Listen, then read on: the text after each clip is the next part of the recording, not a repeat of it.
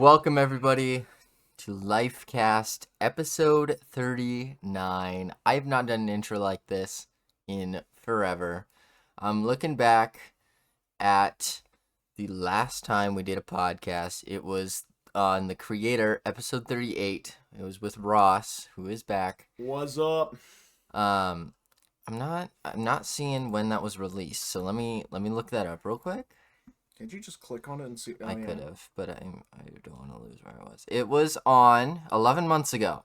So it's been almost a year since the last Lifecast episode. My new 2024 goal, Ross, I mentioned this, was to have a podcast. 2025. Yeah, you're right. Oh, man. It's 2025. That's the It's first been time 2025 for 30 days. Yeah, and I've messed that one up. That's the first time I messed it up. That's crazy. But my goal is to have a podcast episode a month. So that's 12 a year. Just to kind of trying to hold myself to that. And we're going to release it the last day of the month every month. So.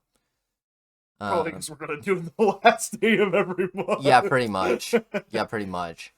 But, yeah. So, Ross, this is our first podcast since graduating college. Oh dear Lord. Yeah. A long time ago. Yeah. So how you feeling?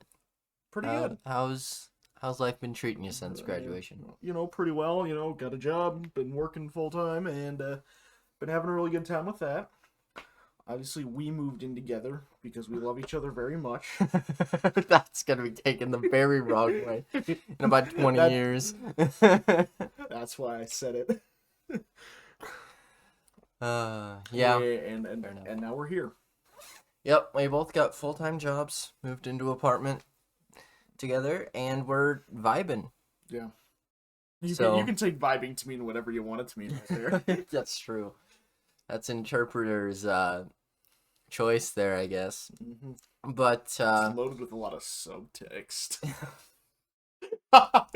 Guys, you can't see loaded with Jonah just palm. I literally face palmed. Yeah, there's some type of text there, let me tell you. Yeah, so let's let's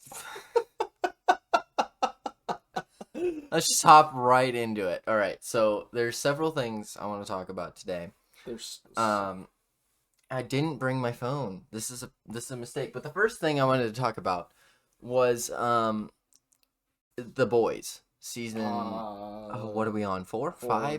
I know there's gonna be 5 total seasons. Yeah. And we kind of fell off. Yeah. After moving into the apartment. Mm-hmm. So I just wanted to put it out there because I know we've talked about it on this podcast several times. Mm-hmm. So I think we're kind of in agreement about storyline, about the way they're handling things. So Ross, just give us your initial thoughts. Initial thoughts of us watching this how many months ago? We haven't watched this since like October. It's been like 3 months. Yeah. So dear Lord, I gotta remember what was going on. Well, the major thing with the story is that now it's starting to turn into less about what if superheroes were evil, and what if the bad guys were the Republicans, in terms of like actual U.S. politics, and that just kind of sucks. Like the first couple seasons, like it actually dealt with the boys dealt with the idea that, oh, this is what happens when superheroes are evil, and then they turned it into a whole bunch of election, current political issues that are just kind of weird. Like it still retains the general what did you say? I don't want to say like it really captured the current political climate. Whether what me and Ross agree in the show being said is true, which surprise, surprise, we don't. Yep. But it's making a lot of generalized statements about each side and then taking it to its extreme. Yep. Which, like, it's good for a thought experiment, but at some point it gets way too close to home. I did not experience that until this season. I agree with that. Because those past seasons were in the past, but finally they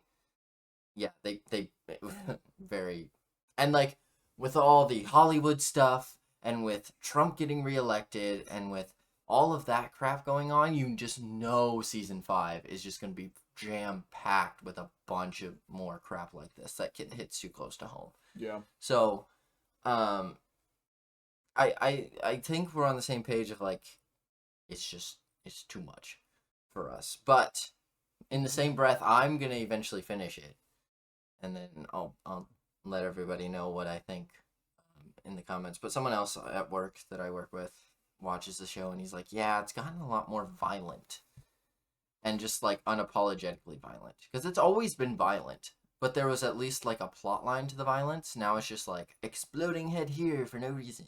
Especially with the sheep scene. Do you remember the sheep Yeah, scene? I do remember the sheep scene. Part of that is just part of the experiments that Vought is doing, Mm-hmm. and which makes sense story wise, but it's also a bit gratuitous, like even for me, and that's saying a lot. Yeah. I'm unfortunate. I shouldn't say unfortunately. I don't know. I am used to violence on a pretty big scale, and even the boys gets like, and even some of these episodes of the boys, especially in season 4, they get quite violent to the point where I'm like, wow. Mm-hmm. And at some point, you do become desensitized to it, which Yeah, arguably bad or good. Um, so I don't know. We're on the same page. It's become very violent and grotesque, and it's just hitting too close to our political, which like, yeah, good and bad about that. But like also, it's a very generalized. Yeah, there yeah. was one scene where um Stewart, what's his name? Um, the main guy who's dating Homelander. Starlight. Nope, that's dating Oh, Starlight. Huey. Huey, thank you. It's H something. Huey was pretending to be a different superhero invited to this big party. And then he has to Oh. go down, he has to do some really, really weird crap. Basically, it all ends with this guy you're basically in, sorry if young people don't listen to this, you're in his sex dungeon, okay? Yep. And it's like, what, one, why, whatever. Two, it's like, they eventually like capture him, they have him pinned, and they get access to his bank accounts. And they're like, oh, let's donate 1 million to Black Lives Matter. And then they're going through all of these, like, definitely, like, a Republican would never donate to those type of organizations, right? And I don't know, it's just like weird, and it Yeah. I don't know. It made a very political statement there that I don't think needed to be said, because like it didn't get into the depths of, and this is my bias speaking, I know that. But it didn't get into the depths of why people are disagreeing with certain things, and it's like it's a very one-sided thought. It doesn't give any one. It gives one side all the credibility, and the other side no credibility, and just says whatever they do is wrong, which is like not a good way to go about things. Um, and it was basically trying to make this one guy the be all end all of Republican Nazism, Mm-hmm. which does somewhat exist, but I would say not in the sense they're trying to create it. I don't know if any of that made sense at all, but I realize that 6 people are going to be listening to this, so I really don't care. But, yeah, Ross, I think we're on the same page Yeah. there. It's just gotten to the point where where the showrunners have chosen to integrate American politics into it at a uncanny level that kind of gets to the point where it's like, really, Yeah. come on, Yep. Too general. too Not. too general. Well, not even too general. It's just like you're taking away from the store or from the idea that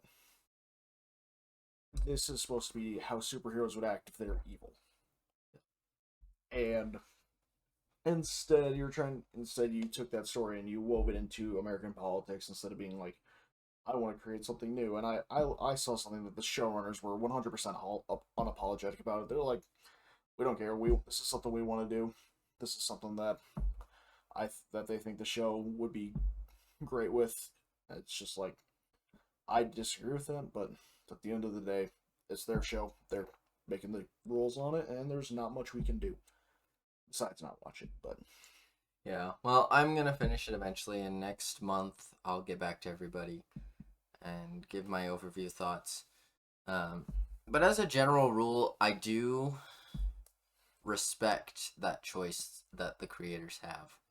It's not like I'm gonna sit here on my high horse and be like, you shouldn't have even made it in the first place, because that's not right either. because the first couple of seasons were really entertaining. Yes. Yep. And actually very thought provoking, and actually like, wow, this is Yeah. it's something that you don't think about when you're dealing with superheroes really in fiction, and then suddenly this comes out and punches you right in the face with it, and it's like, wow, this is a really cool story that kind of subverts your expectation, and then it just turns into American politics again. And like, I think we're only saying that now because it's very close to where we were politically at the time. Yep. And that was the complete and utter purpose of it. So maybe the creators would say, well, that's exactly what we're going for. Congratulations, you fell for it. But either way, those are our initial thoughts. Moving on to the next movie that we have both, and you have not, I don't think you've seen this one, but the next movie, I went and saw this movie in theaters. It was Moana 2. Yeah, I haven't seen it, so But you're Ross, on your own. I'll give my spoiler-free review, but Ross, did you like the first one? I haven't seen the first one You either. haven't seen the first one either. Okay. Dude, I don't watch a lot of Disney princess movies. Fair enough. I don't remember the context of why I watched the first one. It was just kind of something I watched. But the second one doesn't have the depth the first one does. It feels more like a TV show than a movie, especially with the ending, and the character development is kind of flat. Besides in the new characters, if that makes sense. Okay. So the newer characters that go along with Moana on her journey, they get a little bit of depth, kind of, but not so much. Maui and Moana themselves, they're kind of flat and stale throughout the whole movie. But as a general rule, the storyline was fine. Okay, that's good. So that's good to hear. I don't. Yeah. And Disney's kind of in a rough patch right now. They have been for a while. They're getting a lot of backlash for the movies they are creating. A lot of leaked footage and videos, people within corporate saying things that the general public didn't like. So they're kind of in a, what do you call it? A pickle? They're in a, if you mention Disney, people are gonna be like, "Oh, I love Disney," or "Oh, I don't let my kids watch that anymore." Like, it's in that phase of Disney's you're existence. looking for what is that word? Polarizing. Polarizing. That'd maybe be the best word, but yeah, they ended up switching production of Moana 2. They pushed it up. It wasn't supposed to release till like 2026 or something, but with the reset that they did within their planning, they pushed up things like Moana 2, Zootopia 2. They pushed up prequels and pushed back the original content that they were creating. And that was because of all the backlash they were getting for all their comments about. I don't even remember what comments it was. I don't really listen to this news, so you're on your own. It was just a lot of backlash towards Disney. But as a general rule, Moana 2 was alright if you just watch it for the plot, but not for the character development, because there was none, essentially.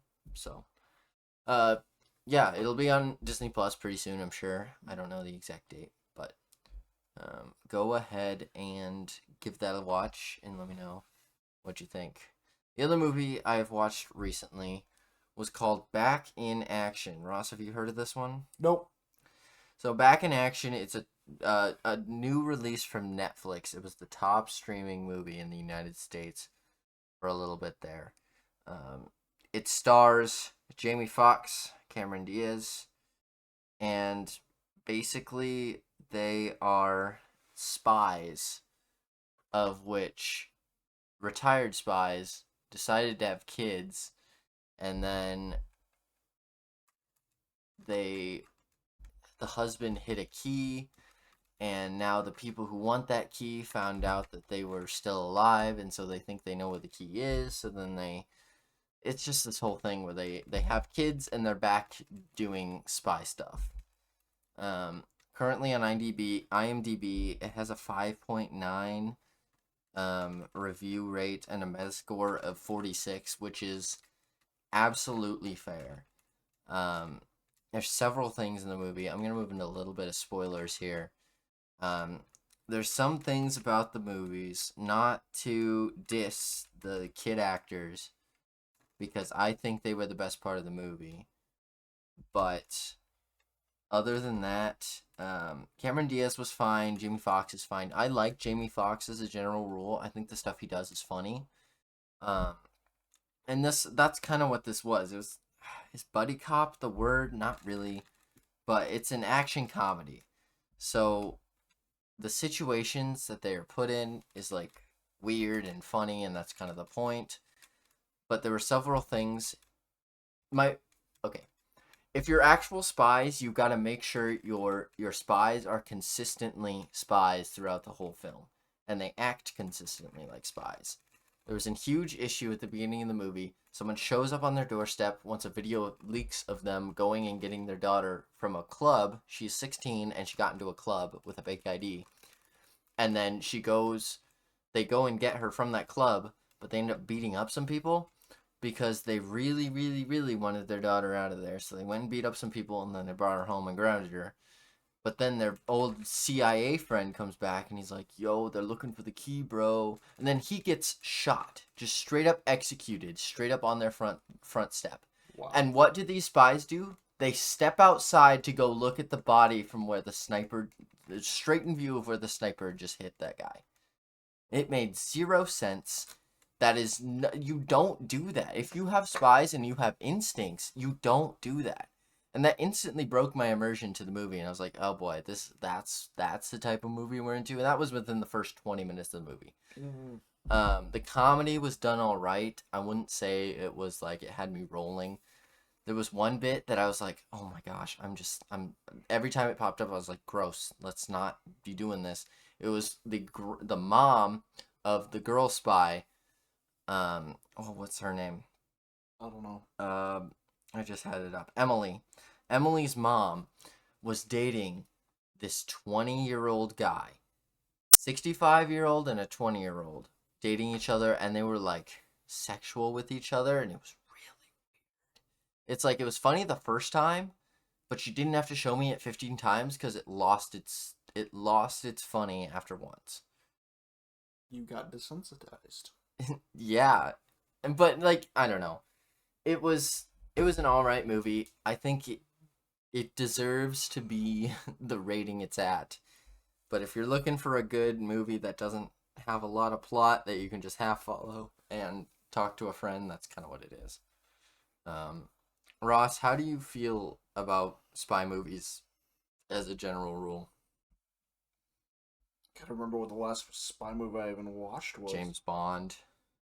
I barely watched any of the James Bonds. I don't think I might have watched Skyfall.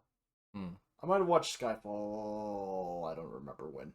Well, I've got a few of the James Bond movies with Daniel Craig, so we could watch a few of those. Yeah.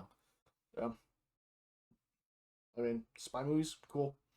I mean, I like war movies, and spies kind of follow that same thing, but it's also a little bit more.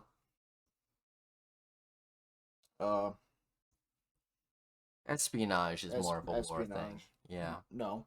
Espionage is a spy thing. Well, it's shared by war and spies because you need information to win wars. Correct. Yeah. But, yeah, I just tend to gravitate towards war movies and not any spy movies. James Bond is like the standard and has been since the original and back in the 60s. Yep. James Bond is the standard. Jason Bourne is kind of like up there. Jack Ryan. You got the thrillers, the espionage thrillers. I tried to watch Jack Ryan. Are you talking about the Amazon? I don't know. Um, I just know. See, the problem is they overlap a lot with, like, especially with like Jack Ryan and Jason Moore. They overlap with the military stuff a lot, so they're kind of intertwined. But now see, I like Mission Impossible. So Mission Impossible spy thriller. John Krasinski. Thank you. I like him. He's really good in The Office, but this is like a new role for him. And like I just found the first couple episodes of the Jack Ryan series on Netflix or on Prime was super dry. Just like very slow paced. Took a long time to get moving.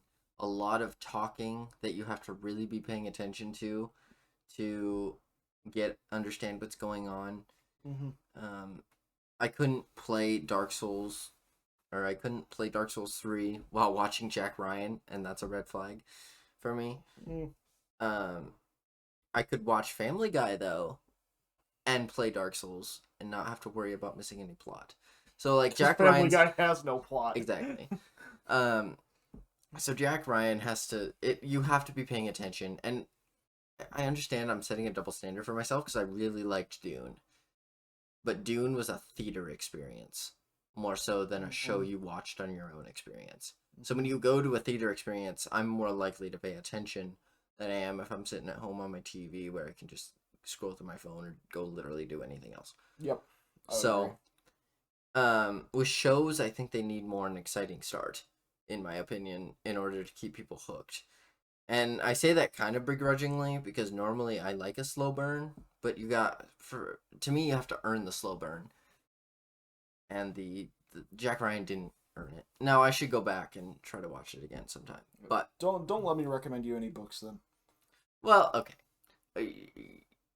Are you talking war books? Yes. Yeah. Because they are like one of my favorite books is called Vortex. It is the first, so it's about 650 pages. First 100 pages of it is literally just setting up the plot. Right. And like if you enjoy that, that's fine. That's great. People would say I read a lot of dry books. Right now I am trudging through John Calvin's Institutes. Right? Very dry. Very dry. Very thou what to you they say type of English. Obviously it was translated from French, but yeah, just very very slow. So like it just depends on the content for me. So everybody has their thing they're willing to stick out the slowness for, but apparently Jack Ryan is not one of those things for me. Ross, what have you been recently watching that's worth chatting about? What? You just watched the Warhammer 40K. Oh, episode of Secret Level, yeah. Yep. Yeah. That's the only one I'm really interested in. So, there's a guy on YouTube, his name's Bricky. He's done a lot of Warhammer 40K stuff. Cool guy. He did a review, he did kind of like a 40-minute review of all of the Secret Level episodes, which I kind of got that info from. So, and I found that there are only two worth watching. Well, worth watching for two different reasons. One was the Warhammer 40K episode, because I really liked it. Well, I really like Warhammer 40K. And it was made by this guy, or I think one of the guy, this guy who was involved in the production of it. He did this short film on YouTube probably like 5 to 8 years ago maybe. So it was called Astartes. So the Astartes are the huge Space Marine guys, and it was praised by Warhammer fans for being like one of the most realistic depictions of what a Space Marine is supposed to be. You know, you have to watch it to kind of see it, but brutal, cold, calculating, kind of that whole thing.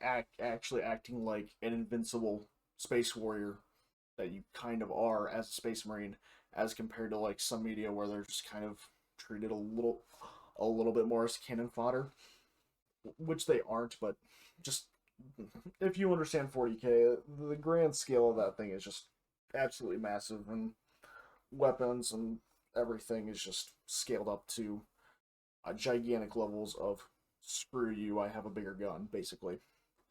So there's that. But the secret level episode, dear lord, was really good. Barely any dialogue in it, which was quite impressive. But they managed to get the action just right. They managed to get the Space Marine stuff exactly right. So it was great. Loved it. Highly recommended if you want an idea of what Space Marines are. Like it works both as a introduction into the 40K universe, as well as a excellent addition for those who have immersed themselves in it already. The other secret level episode I watched was the last one, which was just a bunch of PlayStation characters. Mega Man Start? No, it was the nope. There's more episodes. Oh, geez, there's 15. There's 15. Playtime Fulfillment. Oh. That one was basically Sony showing off all of the PlayStation exclusives, and it's really bad. And I watched it because I wanted to see how funny it was when it was bad. Also, it has the Helldivers in it from Helldivers 2. You should play Helldivers 2. You need to play more Helldivers 2, Jonah. Dude, I'm just waiting for the next frame in the slideshow. I know. I just need to get you a better computer to play it on. I need an upgrade eventually. You need an upgrade of a lot of things in your PC. Fun fact of the day, and then we'll go back to talking about next level because I have a lot to say. It's secret level because I have a lot to say about this because I've... Did you watch Secret Level? No, but I've listened to at least 3 podcasts on it. I am at the current moment 700 hours watch time on YouTube in a year. In order to start monetizing my channel, I need to get donations during live streams specifically because I do a lot of live streams. I need to get 3,000 hours of watch time in a year. So, this is my public service announcement in the middle of a podcast that nobody's going to watch. Watch the heck out of my channel, please. I need to get those 3,000 hours as fast as I can. That's the only thing I need to do in order to start monetizing and making money off of YouTube. So, I'm actually really a lot closer than I think I am, but I'm also a lot further than I know I am from monetizing. So that's just my PSA and my just fun fact of the day. I'm saucing them. But yes, secret level, I listened to a podcast, Ross, called Gamers In. And they talked everything video games, right? Yep. And next level is basically just like a bunch of short stories based in video games. So let's go back one more step. Love, Death, and Robots is a Netflix.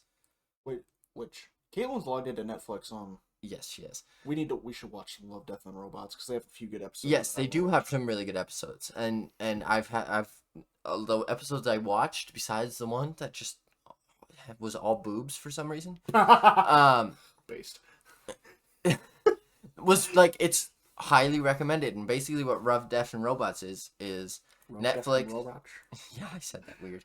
Netflix, from my understanding, Netflix went to a bunch of like independent indie studios. I'm putting that in quotation marks. Yeah. And they said, all right, here's your theme: love, death, robots. Make something from it. Make a short story. And then you can animate it, you send it to us, and it'll be part of our Netflix series. Great. So they're all individual short little stories. Yep. And that are on Netflix. Really good. The episodes I watched were fantastic. And you've got a lot of different art styles, you got a lot of different storytelling, and you've got even, I think, different languages in there too. I think one of them was in Japanese. Don't quote me on that. But this was like 6-7 years ago I watched it. So it's this... Quote you on that. So this isn't like a new thing. So basically, taking the success of that, the people who did Love, Death, and Robots are now saying, all right, we're going to do that, but with video game developers' storylines. Is it the same people? It's... Or it says from the people who brought you Love, Death, and Robots. Okay, so it is the same people. So it's... Yeah, it's the same people planning it, but the thing is they go to independent studios studios. Yeah. So, there's episodes on... I eat those very slowly. There's episodes on Love, Death, or Dungeons and Dragons. Yep. Warhammer 40K, Pac-Man, Mm-hmm. I've um, heard the Outer Worlds, I've heard the which Pac-Man one is really good. yeah, Outer Worlds, Concord, and then obviously the playtime fulfillment one at the end, which Ross mentioned. But yeah, it's just really interesting. I think it's the Outer Worlds episode specifically. Mm-hmm. The Outer Worlds is a game that I think was canceled. Let me I don't know if it was canceled or because I've heard delayed. because they're getting an Outer Worlds 2 now. Which one was it then? No, the one that was canceled was Concord. Thank you, Concord. That game was in That's why. development, and then they were gonna make a Love Death. They were gonna make this series on it, and then the game got canceled. But they decided to release the episode anyway. Do you want to know the funny part about it? Yes, I would love to. So, Concord in development spent $400 million on it, only for it to be bought by like 7,000 people and be active for 10 days before Yeah. shut down. I remember this. Yeah. It was so funny. I kind of wanted them to do And the Gamers In podcast that I listened to talked about that, and just how it just like they put all this money into it, and then it just never it never stacked up to their expectations. The funny part about it, apparently that Concord episode is actually okay. Right. And like basically this is a big ploy to make you buy games from these studios. So it's kind of like a I'll scratch your back, you scratch mine kind of thing. You let us write a story about your franchise, and we'll get you the promise, the hope, I think, from each side is that we'll get views on what we make, and then you'll get your video game bought. You'll get your video game bought. Yep. Well, and basically they're tapping into the trend of gamers going to the movies. You saw this with Super Mario Bros. There's rumors now that they're gonna start a Zelda movie. They're doing a Helldivers movie. They're doing a Helldivers movie. So this is the next thing. Like in 2010s, it was superheroes. That was the thing. Marvel, DC, that's when they hit their peak. I think this next generation that we're moving into, this next phase or fad, is video game-esque content. So that's where I see movies going in the next like 5 years. Yeah, but anyway, Secret Level, specifically Playtime, Fulfillment Playtime, whatever it was called, that last episode that was sponsored by Sony. It was it's just like really like basically they put a character in there who's a courier, and she's trying to deliver this one thing to an address, which is a whole setup for her finding a portal, whatever, to a world full of play. You always hear about that in the video game ads where it's like come to like a playful world, a place, the PlayStation or Xbox. They have all their characters walking around, whatever. This is basically that for PlayStation, but they kind of get there stupidly. It's just like you have all of these cameos by current Sony productions. So you got like Helldivers, you had God of War. Shit, there's a lot more. There's a bunch of them where you're getting these cameos that come in, and this is what the PlayStation fans are here for. They're not here for some couriers trying to find the world. They're here for like actually seeing these guys in some sort of production, and you get like 5 seconds at most of any of these guys. And it's just kind of like, really? Yeah. It's like, come on, know your audience. And so it's just kind of a like compared to some of the other videos, especially or some of the other secret level episodes like Warhammer 40K. I've heard the Pac-Man one's really good. Like even though Concord was canceled, Concord and a few of those other ones, like this is just like, okay, you're trying to sell me something and I know it, but you did it really badly, so I hate it. Right. And like you're bound to get hit or miss with that type of and like you say that those are really bad, but someone who's a Sony diehard fan is gonna say, but that was the best episode, So there's a lot of nuance to the whole series as a whole, and you just kind of got to know what you like and what you enjoy. which is why I only watched the Warhammer 40k episode tonight. Right. Yep. Yeah. So that's really just kind of what we've been watching. That's our little update. I haven't done a podcast like this in for freaking ever, so I don't even remember how I end these things.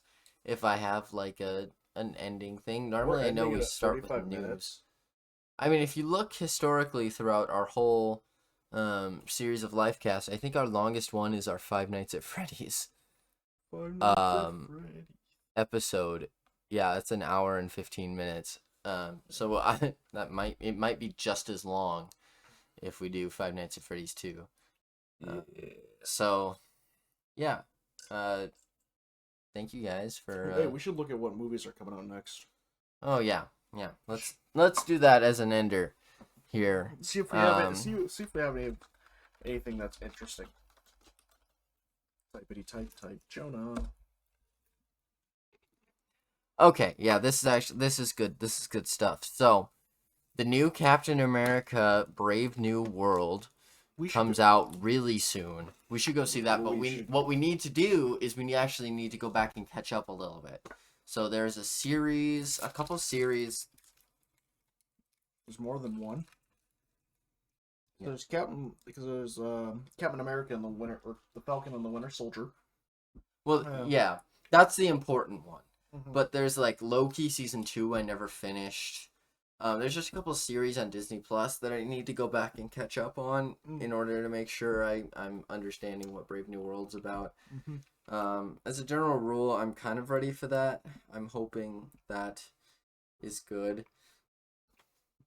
There's gonna be a new Jurassic World, which makes me want to cry. Jurassic World Rebirth. We all know, all right? We all know that has been going downhill significantly. It's gotten worse. Me and my dad went and saw the most recent Jurassic World in theaters. And we looked at each other after the movie and I was like, the writing was so bad. It was cheesy. It was jarring. Nothing they were saying sounded proper. Period. So yeah, that was a stretch of the imagination. And I don't know where they're going with this Jurassic World Rebirth, but I just don't need it. Animal Friends looks interesting simply because it's Ryan Reynolds. Mm-hmm. So, the new Snow White, have you seen the trailers for it? I didn't see the trailer for it. I saw the funny Instagram meme where they're talking about where they sing the comments or whatever. Yeah. I'm gonna I saw one of them that was like, I didn't pay any money for this, but I already want my refund.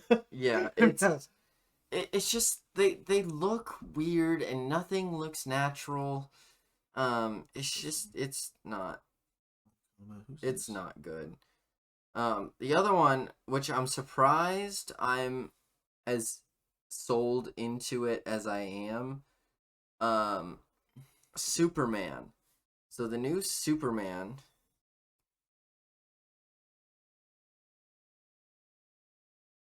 is coming out. I'm just saying. I'm looking up things about it here.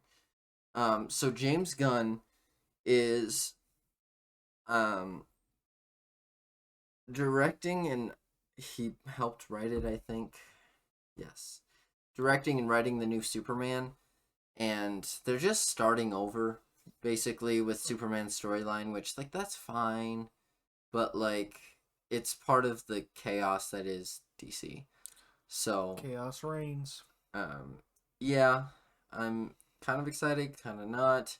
I don't know if I'll go see it in theaters, but I will go see it probably at some point because I do trust James Gunn with a lot of things. Obviously we're missing a big one, Ross. The Minecraft movie. Oh yes. How do you feel about the Minecraft movie? Because I think it's getting unnecessary hate.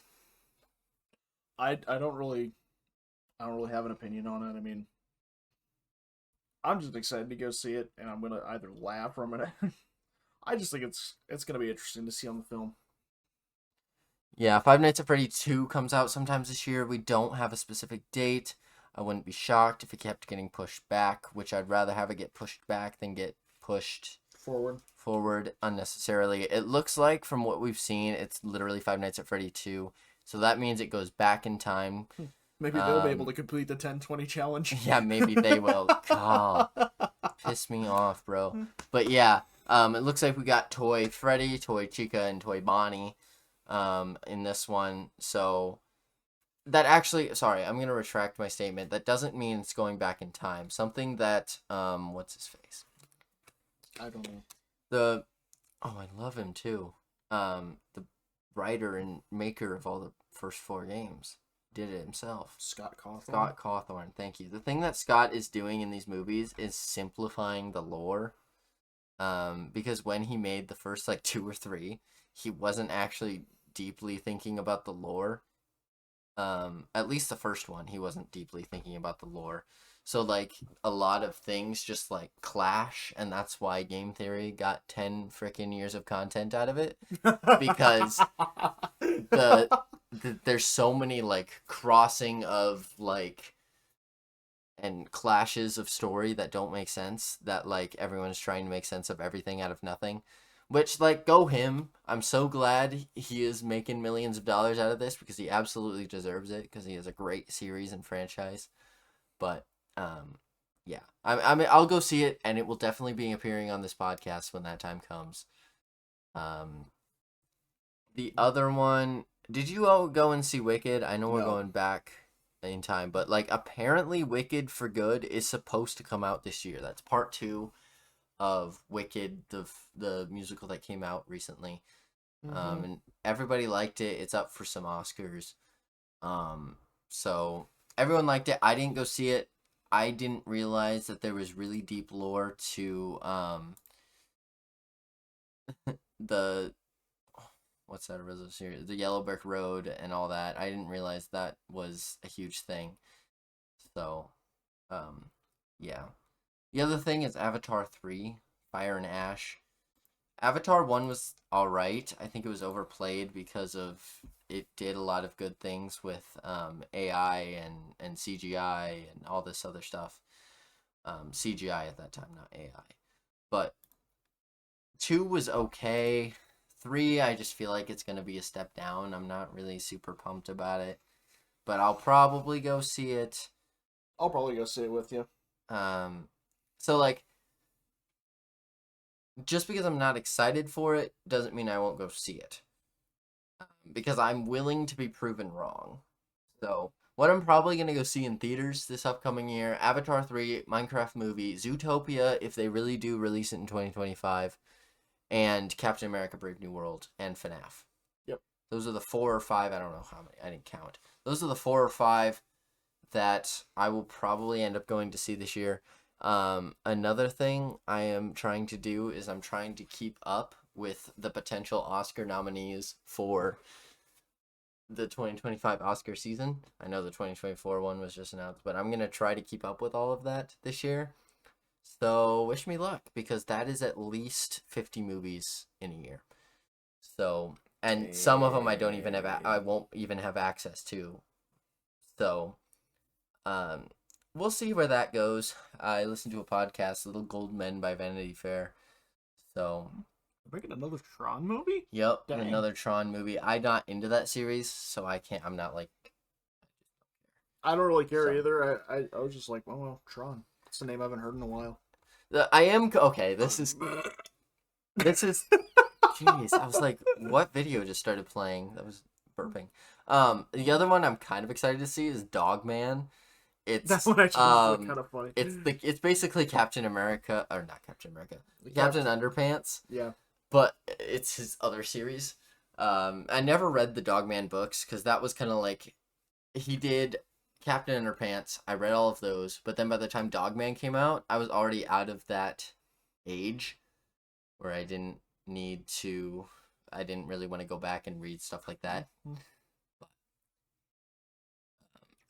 another thing is I'll probably keep up with some of the horror movies that are coming up this year. So, no, fun fact: 28 years later, supposed to release in 2025 in theaters was actually shot on the most recent iPhone.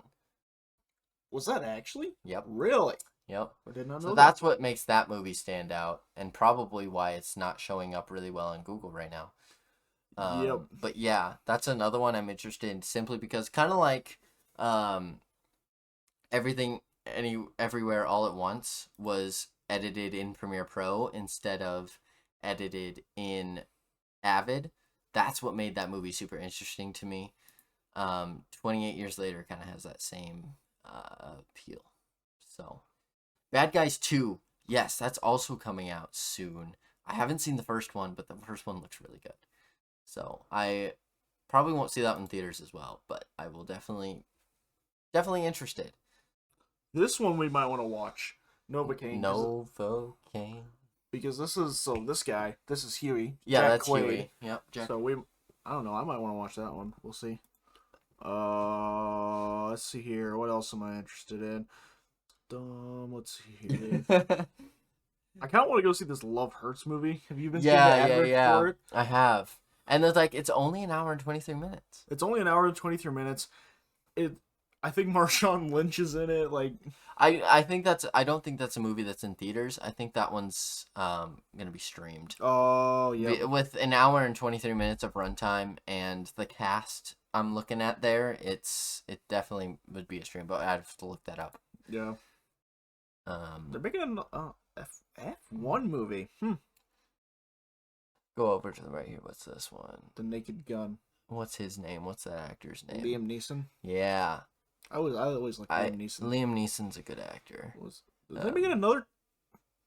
They're making another Mission Impossible. Oh, they're always making a Mission Impossible. But it says this one is The Final Reckoning. So that one's probably the last one then. Probably. Didn't you Back in Action? One? Yep, that's the one we watched mid-level. Skyforce. So, yeah, there's just there's some stuff on the horizon that I'm definitely willing to pay attention to, but most of them I'm not gonna go see in theaters. It'll be an afterthought. But Captain America, Five Nights at Freddy's, those for sure I'm definitely going to see in theaters. Oh yes, and we gotta talk about the most important one, The Passion of the Christ Resurrection. I don't know. What's his name? What's his name? Mel Gibson. Mel Gibson. Wow, you're really fast on those names. I just blank on them. Mel Gibson. Now working with the Trump administration. LOL. Is he actually? Is he? I didn't even know that. What's the goal of bringing filming back to LA? But yeah, so it's basically the resurrection of Christ, and then the 40 days after. 40 days after that. So it does sound really good. Mel Gibson you can't go wrong with Mel Gibson. So excited for that. And then the Winnie the Pooh, Blood and Honey 3. Wait, what? They've made the first one was terrible, Ross. Let me tell you, the first one was terrible. What is this? But it's a cult classic. I've never heard of this. Really? Okay, so Winnie the Pooh, Blood and Honey was I know who Winnie 5-6 years ago already. Okay. And it was notoriously bad because what happened was Winnie the Pooh went into what's it called when something goes out of copyright and into the public domain. There it is. Went into public domain. Yeah, I thought I was gonna say. I was went out of I was about to say the 100-acre wood. It was no, it went into the public domain so people could start to use it in whatever way they wanted. And so Winnie the Pooh horror movie was made, and it was notoriously bad. The costuming was terrible. It looked like there were people in costumes just walking around with a knife. The way the blood was squirt was just bad. So, but it developed a fan base, and they ran with it. Their budget is so low that it doesn't take a lot of people within their watch base to make that money back. So they're just out there just making their thing and doing their thing, and go them. But yeah, it was notoriously bad. But I wouldn't hold my breath for that movie coming out in 2025. I've seen some of the adverts for this movie. One of them days. One of them days. This is not looking an interesting movie to me. I won't get it. No. No. Why? Because I don't understand some things that they do. It's a 95 on Rotten Tomatoes, though. Oh, that's good. And a 7.1 on IMDb, which is pretty high, actually. That's pretty good. Yeah. Oh, the other movie, it's come out already, but I really want to see it, is Bonhoeffer, Spy and... Oh, I don't know what it's called. Pastor? Yeah, Pastor and Spy or something. Yeah. That one does look interesting. Simply just because of the content.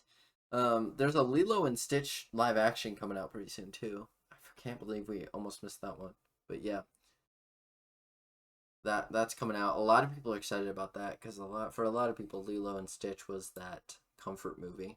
So yeah, I'm pretty excited. Yeah, Passion of the Christ, I definitely will go see in theaters too. I can't believe we almost missed that one, but yeah, excuse me. I think that's really all that interests us in movies. There wasn't a ton. I mean, I say there wasn't a ton. There was quite a few that we talked about. Yeah. Ross is now struggling to type, but he's looking up the video games that are coming out in 2025. We're just gonna see anything. There's not a lot that I recognize, unfortunately. Assassin's Creed Shadows by Ubisoft. I know a lot of people are excited for that. I haven't gotten into the series, so. Yeah. I really haven't either. Like, I could get into it. I could. It's a good series. From the people who made Elden Ring, they're coming out with a new game. What's it called? Another Elden Ring. Yeah, but it was the I think it's in the same universe. Oh yeah, because you sent it to me. Yeah, I did. That's right. It's a co-op thing. Let me look that up real quick. But that one looked really interesting when you sent it to me. It's not Elden Ring DLC as I originally thought. So, it's called. Oh, Kingdom Come Deliverance 2 is coming out this year. Dang. Sniper Elite Resistance, that one just Night came Rain. out. Elden Ring Night Rain. So I'll definitely probably be buying that one pretty soon off of release. Here. Wait, Civilization 7 comes out in February? Yeah. So sheesh. They're pumping those things the Civ games out so fast. And it's getting more and more complex, Ross. 6 was already like too complicated for me to follow. So Ninja 5.0. What? I'm gonna check this out. Let's see what this is. Ninja 5.0. Looks very old school. Yeah. First release April 22, 2003. Oh, it's a... Yeah. Interesting.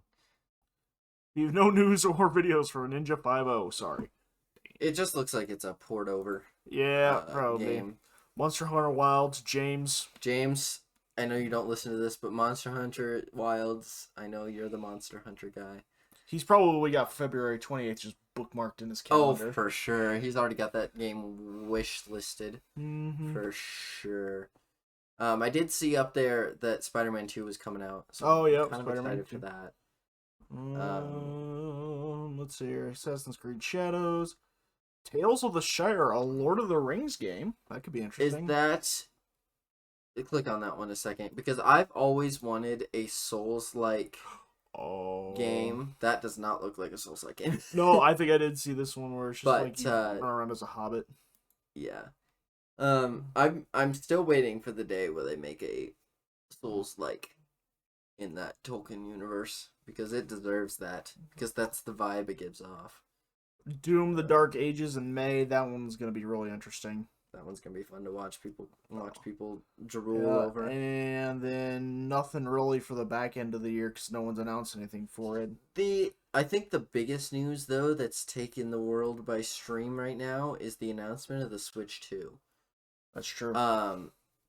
They're saying that you'll be able to port your Switch games to the Switch 2, but there will also be like an exclusive Mario Kart to the Switch 2. It's just bigger and better. I'm personally going to be content with my Switch because I can still play my Breath of the Wild, and then I'll be able to play the new Breath of the Wild as well, Tears of the Kingdom. So I know people are excited about it. They're excited about a new Mario Kart. To me, Mario Kart peaked at the Wii, so I'm not like super pumped and super excited for the new Mario Kart. I haven't spent a lot of time in the new Mario Kart either, so it's kind of like a double-edged sword. Ooh, Deltarune chapters 3 and 4. Deltarune, I think that's been talked about for a long time. Yeah, well, I So think at least the chapters 1 and 2 already came out. that's why it's under the unannounced section. Yeah, Deltarune has been out for a little bit. So Dune Dune Awakening, yeah, that's under the Dune franchise. Mm-hmm. Yeah, Elden Ring Night Rain, there it is. It's definitely, I don't know, Ross. I might have to buy it for both of us if it's a multiplayer game, and we'll play together. There we go. I Finally think get me into a Souls game. I think it's a Souls-like, so that's gonna be a lot of fun to figure out. But I will do it as long as I get a gun. Foxhole Airborne. interesting. Because have you heard of the... So this might be an addition onto Foxhole. Have you heard about Foxhole at all? No. So, you know how I like my strategy games, right? Yeah. And, you know, I like my shooters.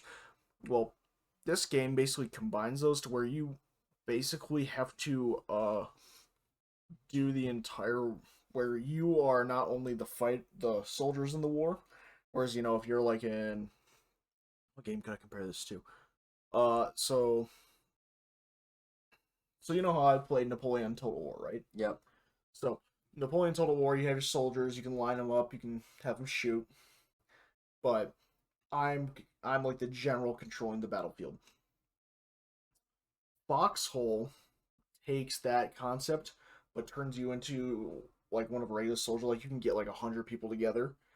But not only are you the soldiers, you are creating the entire economy around it. So you are basically mining the material you need to make fortresses, mining the material you need to make tanks, making blueprints for the tanks, uh, uh, getting metal out for the tanks, building the tanks, and then getting the tanks to front line. Like it takes everything about a war that you would like do in real life, like the logistics, everything else behind it. It makes you do that before you go to battle, and it's like on a super cool map. I've heard of it. It looks awesome. The problem is that if you're thinking it sounds complicated, it is. And it's also a pain in the butt to do. Sure. Because you're doing everything where it's just kind of like, excuse me, part of the reason why people like, you know, shooters is because you don't have to do everything behind the war. You just get to do the action-packed parts. Sure. So, but yeah, Foxhole, it's got a niche fan base. Kind of like you were saying with the Winnie the Pooh thing. Mm-hmm. It's super cool. Let's see here. Game of Thrones. But yeah, Game of Thrones always has something it's coming just out, and it's an iOS game. Yeah. Grand Theft Auto 6, probably the most anticipated game yeah. that does not have a release date. Ghost of Yotai, that's going to be a follow-up to Ghost of Tsushima. Oh, yeah, it's the samurai game. Yep. Let's see here. Grand Theft Auto 6, obviously huge, as we just said. Greedfall 2, The Dying World. I've heard of Greedfall. My issue with video games and why it's like so hard for me to keep up is like there's so many that come out a month, and so many in development by so many different companies that I'm just like I don't know what to pay attention to. With movies, I know what genres I like, and I'm mostly willing to watch anything. With video games, I'm not willing to just play about anything. I agree. A game has to be tried and true, or in a franchise I like. So, like, Little Nightmares 3 is supposed to come out early 2025 here sometime. That game I will buy upon its release. No questions asked. I will play it on stream, and I will just straight up have a good time. I might even just play it on my own just because I enjoy that game so much, that series so much. So my issue with video games is there's so many that just come out that I'm not able to feel like I'm able to keep up. So Anything else on that list that's catching your eye there, Ross? Not really. It's, yeah, as you go down, it feels like they're getting more niche. But Yeah, like I'm not seeing anything that I would. so I'm not saying I won't play any of these games, but at the same time, it's also like, as far as I know, I don't even know what they are yet. So exactly. yeah, But nothing. yeah, that new Elden Ring game, definitely something we'll be checking out together probably. Mm-hmm. And yeah, that's probably what I'm most anticipating for games releases in 2025. I'm not a GTA guy. I don't think I'll ever play GTA. It just doesn't interest me. So It's not that fun. I tried playing GTA 5. The only fun part is just driving around and or going to the military base and trying to steal the stuff. and like I'm the type of whippersnapper that needs achievements that are actually achievable and not just soul sucking. So I'm not even gonna buy a game and get a game if I think the game's gonna soul suck the life out of it if I try to get all the advancements and achievements. So yeah, that's kind of Ross successfully got us to an hour. So You're welcome, viewers. I know. All three All of you. three of you. I love how this podcast we started with all 10 of you, all six of you, all three of you. So we've gone down because I know I'd be surprised if 0 people listen to the end of this podcast. So if you have made it to the end of this podcast, make sure you comment down below just the word mushroom. For 0 reason, people will just look down in the comments and they'll see the word mushroom and they'll be so confused. On So the other hand, if you don't want to do that and not look stupid, you can comment your favorite thing about Saucium YouTube and try and give the video a like 100% and a few other things. Yeah. yeah, the plug-in. Yeah. Yeah. I did the plugins for you this time. Yeah, you did. Thanks for that. Yeah. I'll plug something else into you. Okay. And with that, we are going to move swiftly on. Thank you guys for listening to this episode of Lifecast. You will not Make end sure it you on leave my a like, watch. as Ross said, and we'll see you next time. You should also unsubscribe and subscribe like 15,000 times just to give Jonah an aneurysm. I do love watching my subscriber count go up and down. He likes watching a lot of things go up and down. No. Hey. Bye, everybody. Thanks for watching.